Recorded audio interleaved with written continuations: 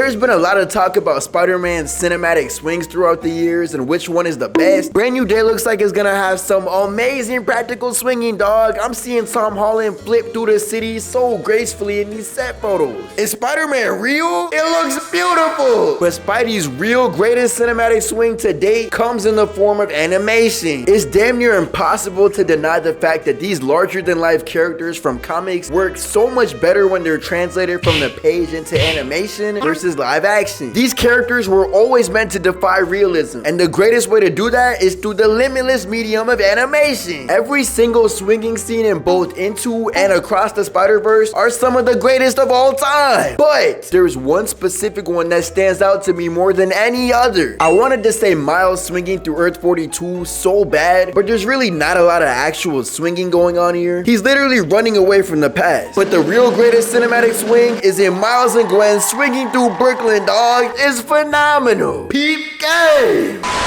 This scene is literally perfect. It kind of feels like cheating because there's two Spider-Men swinging here. But even if you took one of them out, it would still hands down be the best big screen swing through the city. There's so much going on here, whether it be literally what's happening on screen, what the scene means for each character, and what it shows about where they're both at. It's pretty as hell to look at, but it also means something too. We get to see Spider-Man swing in the most versatile ways here, dude. They're doing all type of needle threading through trucks, swinging in circles around poles, almost getting hit by trucks. It's fantastic. Say that again. These are two seasoned Spider people that know what they're doing, and it shows so much here. Unlike Miles running through Earth 42, this scene is about how fun it is to traverse as Spider-Man, at least on a surface level. Have you ever seen Spidey swing upside down from his leg before? They just bust out the most random creative tricks here to try to impress each other, and it's so cool to me. There's a myriad of reasons as to why this is the greatest cinematic swing of all time, but the biggest one, visually at least, is in just how creative they are with everything. I have never seen Spider-Man do the type of swinging they're doing in this scene. It's so beautiful. I could literally watch this scene forever. Loop this scene forever. I'm not gonna lie. It's gonna hit to me every time, and I'll somehow find something new to notice every time. And that's what's so beautiful about this movie. Yes, it's pretty. Yes, it's one of the most beautiful looking pieces of art ever, but also the writing behind it, it's so much. And peep how Miles double-handed web swings into this random ass impact frame just for the love of the game. I'm a One Piece fan, so you know I love a good impact frame. Granted, literally every single frame of this movie is a poster. Deadass pause at any point in the movie and that could go on somebody's wall. Like literally look, boom, there's a whole poster right here. They even get a chance to tag Miles graffiti stickers on a water tank, cause who gonna stop him? That's Spider-Man, dog. There's even a little Super Mario wall jump moment here too. Every type of thing Spider-Man could do is getting done in this scene. Is it crazy to say this is the greatest movie of all time?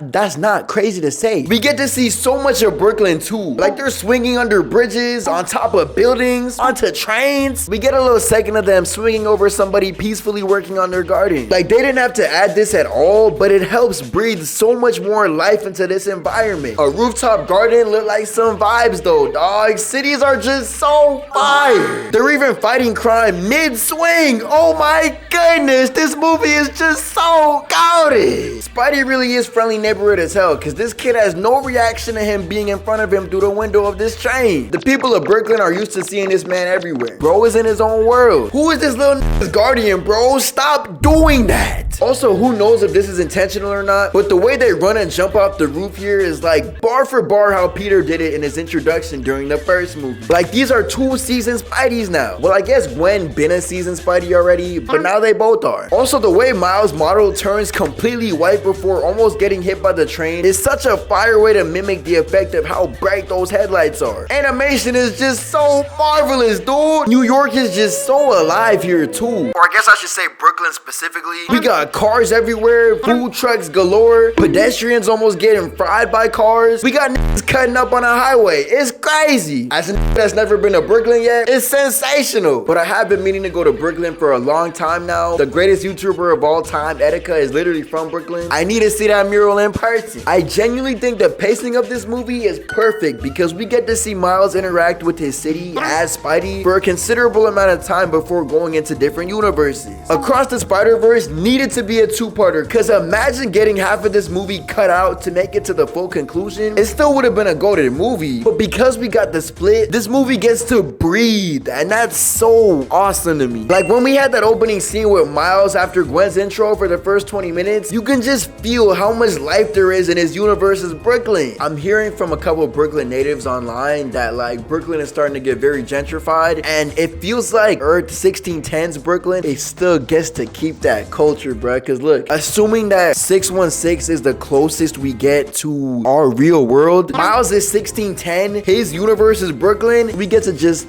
pick and choose what we get to keep from our world. You feel me? Let's just take the gentrification out. Cause look, the first time you seen the spot was in a bodega at the deli. What Ice Spice say? And I'm still shaking ass in a deli. 100 bands of Chanel. Look, I think to this day, my favorite part of this movie is just watching Miles exist as Spidey in his universe. But now he's a year and a half into being Spider-Man, so he's way more comfortable. Well, nah, my favorite part of this movie is just whenever my gold Hobie Brown is on screen, but that is a very close second. He's one-shotting random villains I ain't never heard of in my whole life, all while trying to juggle being a regular kid too. Nah, but for real, who is this? The Armadillo? Spidey's animal-based villains are always so fun to me because it only makes sense for a spider to box a rhino, a scorpion, an octopus, a damn goblin, etc, etc. Hey, there's a reason why him and Batman got the greatest roles in all of fiction. Holy tangent, bro. Let me get back to the topic. Actually, forgot it. Holds money on this shit. Oh yeah, I'm reminded. But anyway, while Miles and Gwen are swinging, a super important conversation is going on about what Gwen's been up to, and that sort of informs a lot about the framing of this swinging scene. People out Gwen's in the front while Miles is following her the whole time. Because he's following her lead, he almost gets hit by a truck. And of course it don't actually matter because this is Spider-Man, you feel me? Shout out to Spidey Sense. But he's blindly following her for a huge part of this movie until he realizes she backdoored him crazy. But it feels like to some extent Miles is a support character in this scene. Gwen is the one with all these Spider Society stories to tell. Gwen is the one with something to hide. But also we're getting this from Miles' perspective right now. So like, it's like he's falling behind trying to prove something to her. I know he got a year and a half worth of Spidey tales to share, but she's the only one talking for real. Or maybe I'm just reading into it too much. Miles is still interested in what she's talking about, and he's the one asking more about it. Also, she wasn't even gonna pay for that glizzy, bruh. That's a small business, dog. Look at how much Miles gave him too. That only paid for his glizzy. Gwen just robbed this but maybe Spidey gets free glizzies. I don't know how Brooklyn works. That look mad confused though. So But even if you take away all the crazy behind the scenes meanings behind the characters involved, this is still visually the prettiest web swinging sequence I done ever laid eyes upon. This character has a lot of great cinematic swings throughout his history on the big screen. That shit in The Amazing Spider-Man 2 is Hall of Fame. Don't get it twisted. He had the wrinkles in his suit going crazy, dog. It was amazing. But nothing hits quite like animation on a level like this. But Spider-Man's web swinging sequences in general should be celebrated across all different forms of media, because look, how many other superheroes do we have that like get such an iconic sequence that is translated through every single version of the character? Like, it's not like we get a scene of Superman flying through Metropolis every movie. That doesn't happen. It's not like we get a scene of Batman brooding overlooking the city every movie. Well, we might actually, I don't. Probably, yeah. But like, Batman's brooding is not to the same level as Spider-Man swinging. Spider-Man swinging is way more dynamic. But Spider-Man swinging, it's like there's no other superhero that's been adapted at least that has such an iconic, consistent thing that is translated to every single movie. It's beautiful. Hey, look, bruh, I'm a fighting game so I gotta bring it up. Marvel Tokon, Spider-Man web swinging is going to be magnificent. I'm already knowing. If MVC got his web swinging right, yeah, Tokon gonna do that justice. Speaking of my goat Hobie Brown, and supposedly he's getting a whole movie, I really want to be excited. I am excited about this, but like, look, there's been so many rumors of different Spider-Verse spinoffs since the first movie came out, and we've heard nothing. I want to keep my expectations tempered. You feel me? If a Hobie Brown movie comes out, I'm in there day 0. I'm in there day -5. I'm sneaking into Sony Picture Studios and I'm getting access to that movie. Even if the Hobie Brown movie's not real, that's gonna be in Beyond the Spider-Verse. And Beyond the Spider-Verse, look, 2027 is not that far away. Say it with me. 2027 is not that far away. 2027 is not that far away. If Across the Spider-Verse is the greatest movie of all time, Beyond the Spider-Verse has the chance to stick the landing and usher in the greatest trilogy of movies to ever exist. Ever. But yeah, shout out Spidey, shout out these golden cinematic swings, and shout out you. I can't feel my face right now, I'm burning up. I got this feeling that I won't come down. Like, got this feeling that I won't come down.